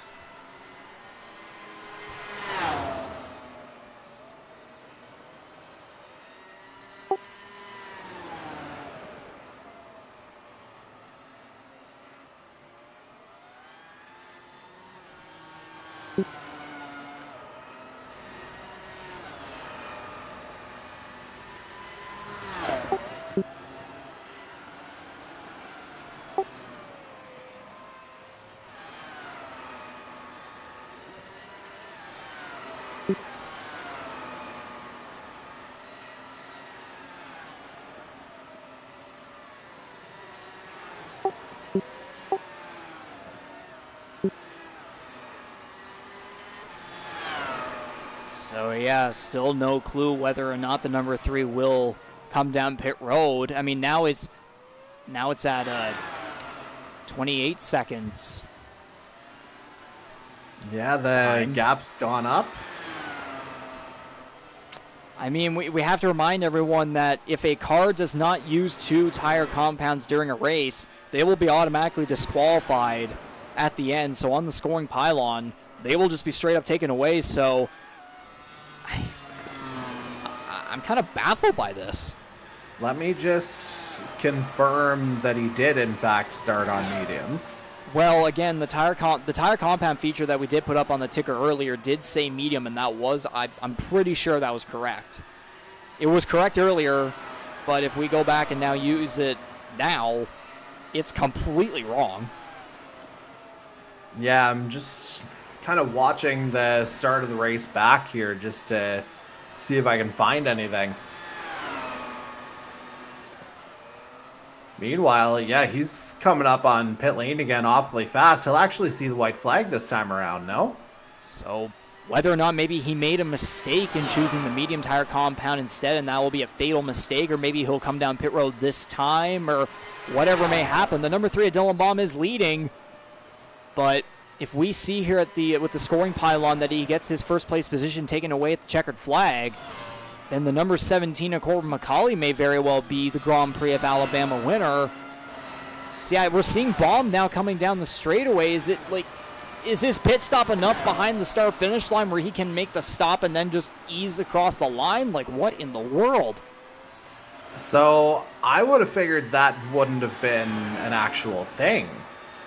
Like, I wouldn't have thought that'd be technically possible. Or legally possible. So yeah, the white flag is out in the Season 2 Dart Series Grand Prix of Alabama at Barber Motorsports Park with the number 3 of rookie Dylan Baum leading. But again, and I can confirm he started on medium. Yeah. But again, with that tire compound rule that we have here for this season in the races, he's only been stuck on he was only on mediums this entire race. So I don't know. Are we gonna see here him get taken off? He just passed pit lane. He passed pit lane. He passed pit lane. He's gonna come down the line. He's gonna cross to the checkered flag. But nice desktop. I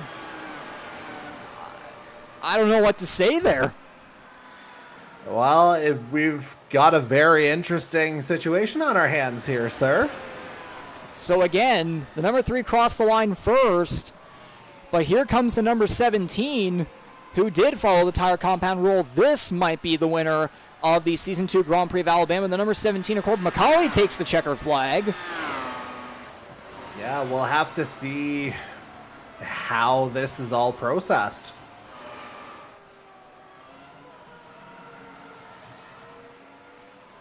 A little bit anticlimactic, but yeah, a little bit of drama here to start.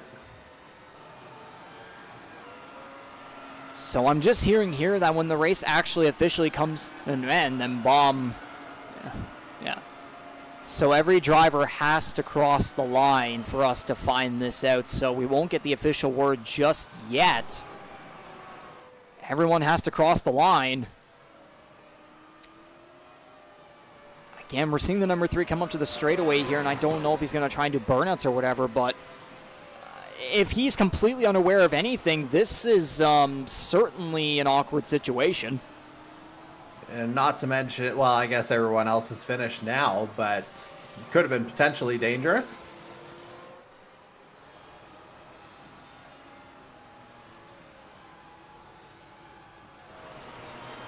Yeah, let me...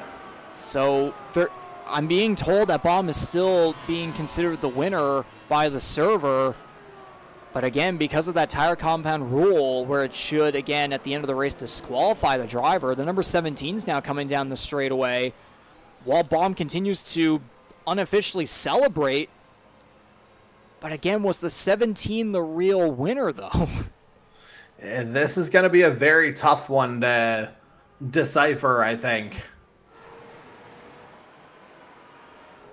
Because now we're seeing the 17 and the 1 now coming off the final corner as Baum still stuck there past the start-finish line.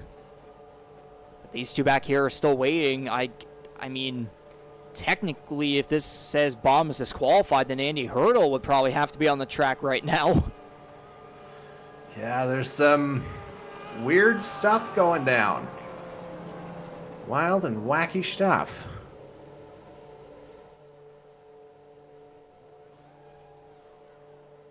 And yeah, I don't know if you're looking at my camera here, Riggs, but I paused it during the formation lap. Oh, boy. Oh, boy. Has the word just come?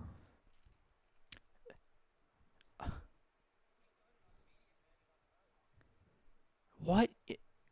Okay. So apparently, this is a complete iRacing issue. Give me a second here. Give me a second. There we go. I've been told the number 3 of Dylan Baum started on the mediums and actually this whole time was on the hards. But iRacing showed the mediums everywhere on the timing screens on iRacing here. The number 3 won. Okay. Yeah, that is. I'm baffled. Are we being bamboozled here by some bugs? I don't even know. I mean, I'm dizzy after seeing that replay, but let's see. I mean, the 3 might as well have junked into the wall right there just for good measure, as apparently this is his official celebration. Again, being told, complete iRacing technical issue. The number 3 of Dylan Baum is officially the winner of the Season 2 Grand Prix of Alabama at Barber Motorsports Park. So how about that for the open wheel rookie, who, again, in his first full-time open wheel race, becomes a winner. And that'll be 2, I guess we could say 2 official points races in a row in the Canadian Motorsports Network. Dylan Baum goes to victory lane. Remember, he got his first career victory in the NASCAR Series at Homestead, Miami a couple weeks ago. So the number 3 Simley Pro Team 44 Racing Toyota, that momentum just keeps on going. How about that? Yeah, I mean, rookie 1 for 1. Hard to object to that at all, especially if you're the number 3. And again, we kind of take the word of the iRacing issue / bug at face value, but I think regardless of that, there's no denying that Dylan Baum absolutely had the speed to put on this kind of a performance tonight, and that could be a bit of a mission statement toward the rest of the field.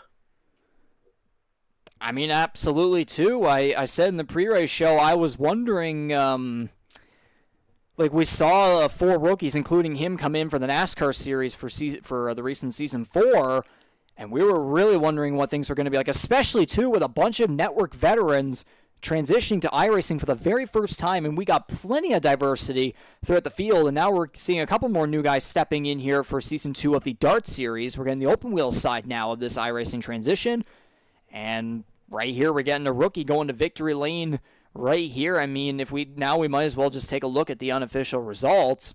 There's the number 3 of Dylan Baum up top right there. How about that? We do have a veteran, in fact, in the number 17 of Corbin McCauley, finishing in the second position, 30 seconds behind.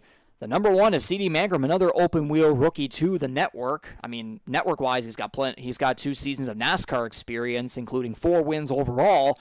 But open wheel-wise, CD Mangrum with a podium in his first ever start. So how about that for the 2022 NASCAR Series Rookie of the Year? Andy Hurdle and Darcy Ford, 2 former superstars on the open wheel side in the Canadian Motorsports Network, will round out the top 5. And again, top 5, the only cars left on the lead lap. Jose Mercado with a 6th place finish. Very, very solid for a guy, again, who does have an open wheel start on his resume with the inaugural Indianapolis 250. But again, though, that was on an oval. This was a road course. honestly, for his standards, I think that might have been even a perfect finish for him. I'm sure he's thinking the same for himself. The number 12 of Mike Marini finishes 7th. He definitely had the speed for a top 5, maybe even a podium. But 7th, not bad in the 19-car field. Ty Higginbottom will finish in the 8th position. Daniel Cudmore, the Series and Network founder. And again, going back to the driver details that I have here, let me just... Come on, where we are. Yes, the 2021 Formula One Series champion with 1 win and has success otherwise on the open wheel side as well. And then we have the number 77 of Hunter Young rounding out the top 10 again, and also him as well being an open wheel rookie here in the Canadian Motorsports Network. Top 10, I mean 3 laps down, but not too shabby for Hunter Young. And you know what, Jordy, go ahead with the second half. Yeah, I mean, the second half is pretty much just full of chaos, honestly. If you look at Michael Dimitrov finishing 11th, 4 laps down. Then you got Patrick Hernandez in the number 91 finishing 12th, 5 laps down. Definitely had his share of adventures there over the course of the evening, but that's nothing compared to the 7 drivers who ultimately suffered DNFs, beginning with Kyle Knoll late as he got kind of tangled up with Dan Cudmore there a little bit. Jason Butler, another casualty fairly early on, remembering 45-lap race, of course. That's lap 10. Darcy Cudmore, of course, that was the same incident that claimed Jason Butler finishing in 15th.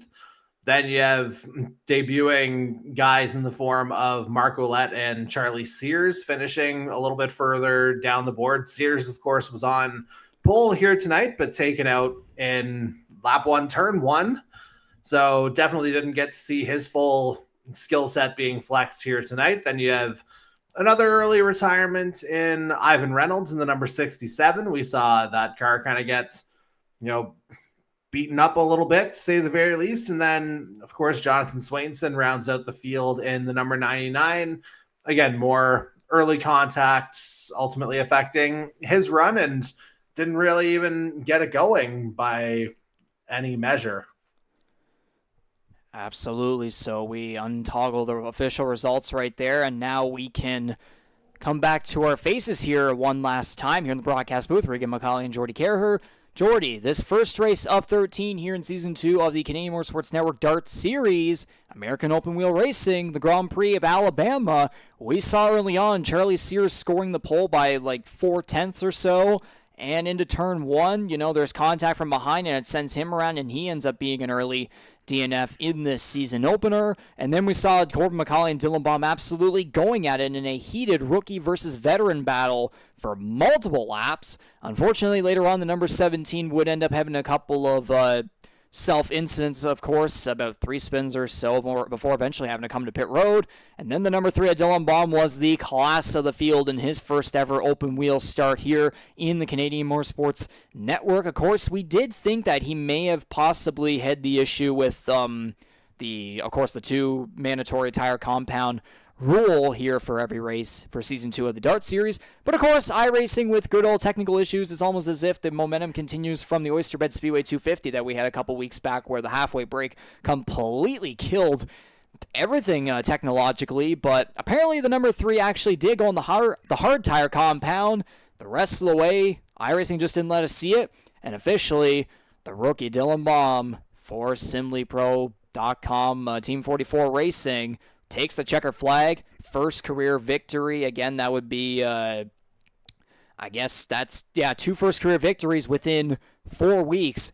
That's perfect momentum here to begin this second season of DART racing. How about that for the number 3? And Jordy, give us your thoughts on the overall race that we saw here to open up this new season of American Open Wheel Racing. Yeah, I mean, definitely a lot of battling early on in the race, it has to be said. Obviously, when Baum started to build up that gap, it kind of made things a little bit anticlimactic outside of what we thought was going on, but ultimately isn't. But 30 seconds is 30 seconds. It's hard to, discount just the sheer performance of that number 3 Sim League Pro Racing 44 outfit. And again, he's like, I don't want to say disciple, but definitely part of the same operation that's, again, gave us AJ Knickle last year. So And thinking about it, maybe not the most surprising thing, but the sheer dominance was on display, and now it'll be up to the three to kind of back that up here a little bit. Indeed so, and we can kind of go back to the race action here very quickly and just get one last little replay here of the number 3 of Dylan Baum officially burning out.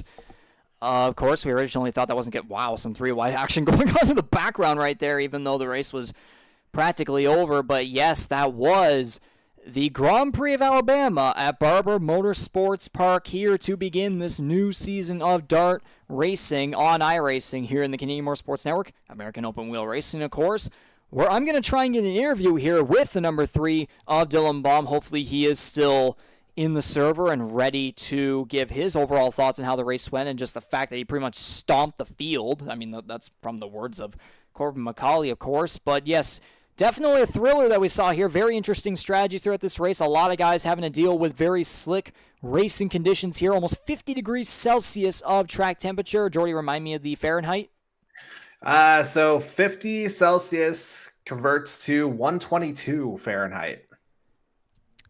Thank you very much. So, with all that being said, Jordy, I would imagine that's it for you? Yes. Okay. So, that's not it for me just yet, of course. Still got to do the interview, but Jordy, obviously, from Alberta, Canada, the other side of the country, has been here since the very beginning for the Canadian Motorsports Network. Jordy, thank you very much for hopping on with your integral mathematical and educational insights as per usual, and we will see you next week for, let me remind myself again, the Grand Prix. Long Beach. Yes, the Grand Prix of Long Beach, the Long Beach Street Circuit. 45 laps, round 2 of 13 on Tuesday, October 10th. We will see you then, Jordy. Once again, thank you very much. And we're looking forward to hopefully another thriller of a race with plenty of interesting strategies and maybe even some more slick racing. All right, thanks for tuning in, folks. So that's Jordy. I'm going to try and get to Dylan Baum. Stay tuned.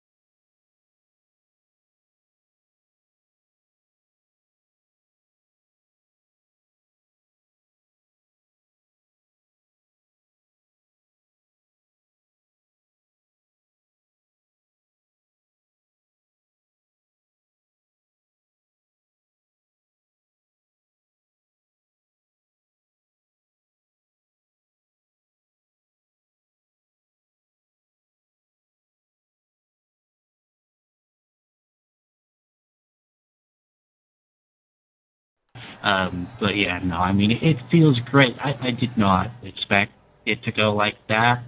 I thought if I was going to win this, starting from fourth, it would, going to be quite close, right? I wasn't expecting, what happened on lap 1 to happen. I don't even really know what did happen there. I haven't looked back at it yet.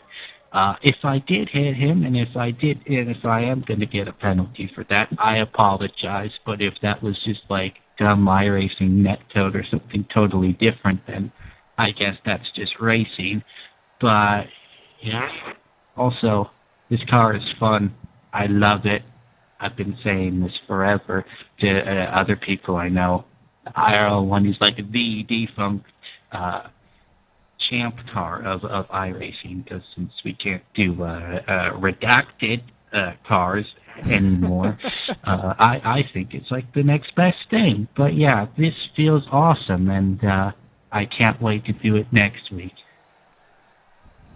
See, you do say you are better on the road side, of course, but considering, like, you did have that momentum coming from that first career victory in the NASCAR series, and then, you were hoping to carry that momentum here into the DART series. I want to ask you about your expectations heading into this season. Does this race help you completely, I don't know how I would put it perfectly, but, like, does it overlap your expectations? Like, does it align with it? Does it completely exceed them very much? Like, what were your expectations heading into the season? How does this race, this performance, this victory of yours change what you had in mind heading into, again, your first full-time open wheel season in the Canadian Motorsports Network?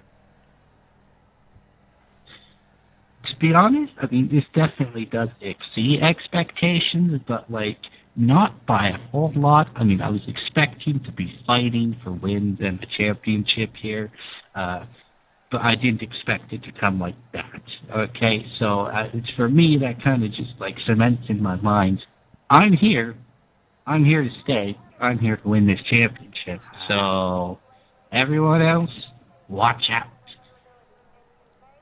We absolutely love to hear that confidence from someone like you, a rookie in particular, knowing all the veterans that we have here, like open wheel veterans that we have here in the Canadian Motorsports Network. We love to hear, and we hope to hear you continue to have that confidence moving forward. So now you have this victory. There's no doubt you'll be leading the points heading into round 2 at Long Beach, which will be the first street circuit here in Season 2 of the DART Series here on the schedule. And, of course, there will be Texas Motor Speedway, an oval as well, coming up. There's a lot of circuit diversity here early on in the season. I'm certain this win will definitely, and this confidence that you have been clearly showing, you just said it right there, I'm sure that's definitely going to give you plenty of confidence, more confidence and momentum heading into the street circuit and also the oval between Long Beach and Texas. So how are you looking forward to these upcoming different circuits and such, and what do you hope is the outcome? There's no doubt in my mind, if this performance that you had here tonight continues on, we could be looking at you continuing this dominance 2 or 3 wins in a row. I'm just going to say right now, it's definitely not impossible. It'll be interesting next week at Long Beach. Very slow, very tight, very twisty. This car does not like traction zones at all, even on the first pedal setting, which is like an S. Basically, like the first 50% of the throttle is only really like 20% of the total power available, right? And you still get like loads of wheel spin, even if you're just being very gentle on the throttle. So it'll be interesting to see who can manage the rear tires and manage the traction best. I think I was pretty good at that tonight. It seemed to me like I was able to keep up or manage the tires better than Corbin was tonight. But I will just have to wait and see. But as for Texas, anyone's ball game as far as I'm concerned, right? I myself don't have experience there. No one else, I'm pretty sure, does.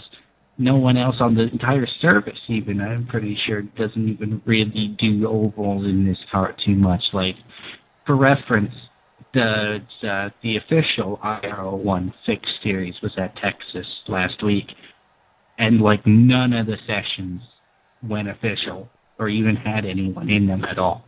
So I'm sure it's going to be a lot of people's first time there in the IRL1, and so it'll be a big learning experience for all of us.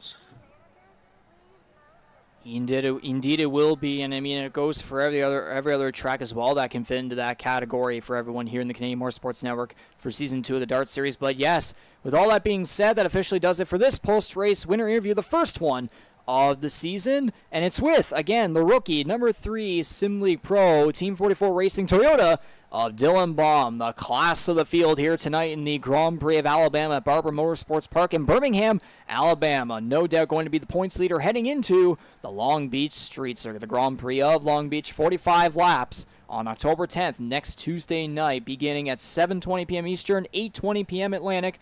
Dylan, congratulations once again on this very well-deserved victory of yours, and we will see you at Long Beach and, of course, Texas as well, and hopefully we'll be able to see your confidence and momentum continuing moving forward. There's no doubt that you have placed yourself as a perennial contender for the coveted second annual Greg Moore Cup. Well, yeah, I mean, I very much do hope we can continue this, and then thank you very much for the kind words there. Yeah. Alrighty, buddy, go celebrate this one.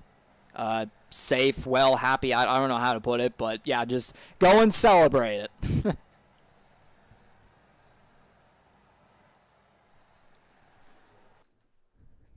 And with that, that was Dylan Baum giving his views, perspective of his race right there. But yeah, we can take a look again back at the schedule one last time. There it is right there. It's going to be 45 laps. The Grand Prix of Long Beach on the Long Beach Street Circuit, the first street circuit of Season 2 here in the Dart Series on iRacing. Of course, qualifying format remains as per usual. Remember, the car engine power is -5. It's not -7.5. That's completely wrong.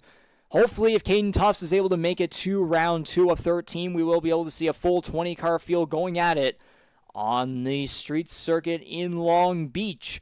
So, with all that being said, Dylan Baum, the first winner this season, no doubt he may very well get multiple. He'll look to be continue to be a perennial contender for the Greg Moore Cup. So, again, with all that being said, thank you very much to everyone for watching, listening, tuning in to this first live production of the Canadian Motorsports Network Dart Series on iRacing, second season, second annual, running for the Greg Moore Cup, American Open Wheel Racing. All the above we can say there. There's one word in particular we can't. We'll just say redacted. But on behalf of me, Regan McCauley, the voice of the Canadian Motorsports Network, Jordy Carraher, the color commentator in the network since the very beginning, the competition committee, the rest of the staff, drivers, and just everyone involved in making this possible for the Canadian Motorsports Network every Tuesday night. We thank you all very much for listening in, watching in, tuning in. We will see you all next Tuesday night, October 10th, beginning at 7:20 p.m. Eastern, 8:20 p.m. Atlantic. The Grand Prix of Long Beach, round 2 of 13. You will not want to miss it. Hopefully a full 20-car field to battle it out on the street circuit. 45 laps, again, Tuesday night, October 10th. We will see you all then. Until then, take care, have a good one, and hopefully you enjoy tonight's thrilling and strategic race at Barber Motorsports Park.